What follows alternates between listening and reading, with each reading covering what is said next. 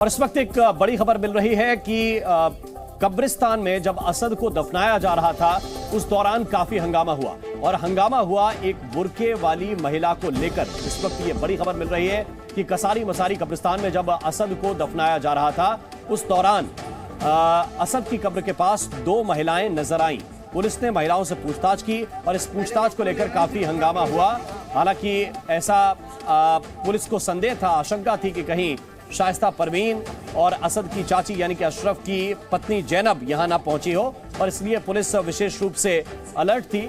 दो संदिग्ध महिलाएं जब वहां पर नजर आई तो उनसे पूछताछ भी पुलिस ने की और इसके बाद वहां पर कुछ देर के लिए हालात जो है वो तनावपूर्ण बनते हुए नजर आए। हालांकि बाद में सब कुछ सामान्य हो गया। अतीक अहमद की पत्नी शाइस्ता परवीन को हर एक मूवमेंट की जानकारी हो रही थी। इस पूरे ऑपरेशन से जुड़े तमाम पहलुओं पर शाइस्ता परवीन लगातार नजर बनाई हुई थी।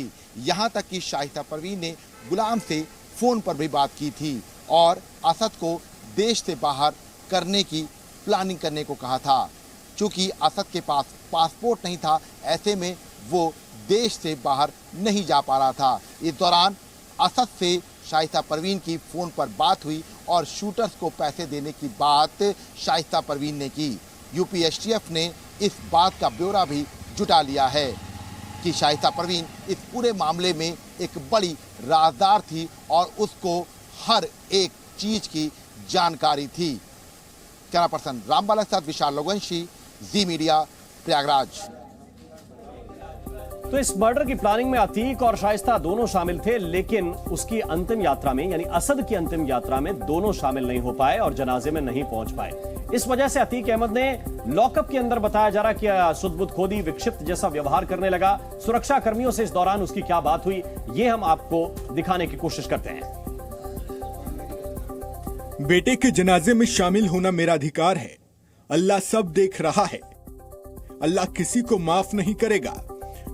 मेरे पूरे परिवार को तुम सब खत्म करना चाहते हो। बेटे असद को आखिरी बार देखना है। मुझे मेरे बेटे को एक बार दिखा दो। आखिरी बार असद को दिखा दो। मोबाइल टीवी के जरिए असद को दिखा दो। और साथ ही आपको हम दिखाते हैं कि जिस दौरान कसारी मसारी कब्रिस्तान में असद को दफनाया जा रहा था उस दौरान सुरक्षा को लेकर किस तरह से ख्याल रखा गया और किस तरह की सुरक्षा व्यवस्था थी। देखिए राजू राज की एक रिपोर्ट।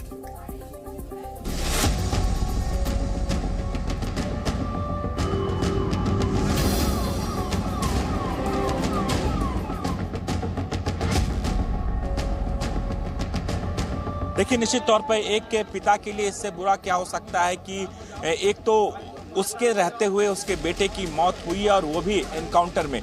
दूसरी बात, वो अपने बेटे का अंतिम दर्शन तक नहीं कर पाया, उसके जनाजे में शामिल नहीं हो पाया, सुपुर्दे खाक में शामिल होगा। इससे बड़ा उसके लिए जितने भी उसने गुनाह किए उसका फल आज उसे मिल गया।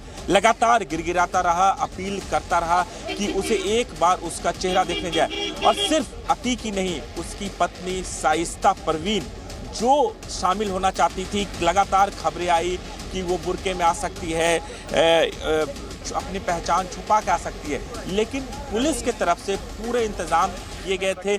उन तमाम लोगों को अंदर जाने की इजाज़त दी गई जिनके पास पहचान पत्र था। हर लोगों को उनके पहचान पत्र देखने के बाद बाकायदा मोबाइल से तस्वीर ली गई और उन्हीं लोग को इस कब्रिस्तान में जाने की इजाज़त दी गई।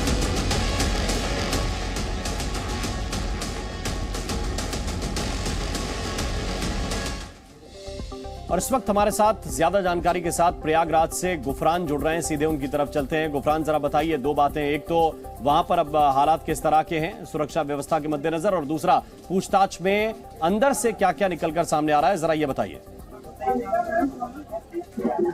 बिल्कुल, देखिए माफिया अतीक अहमद इस पूरे हत्याकांड का तो साजिश करता रहा ही है। जेल में ही उसने इस साजिश को रची थी, ये बात तो पहले ही साफ हो चुकी है। लेकिन शाइस्ता परवीन को लेकर के जो नए नए खुलासे हो रहे हैं वो बेहद चौंकाने वाला है।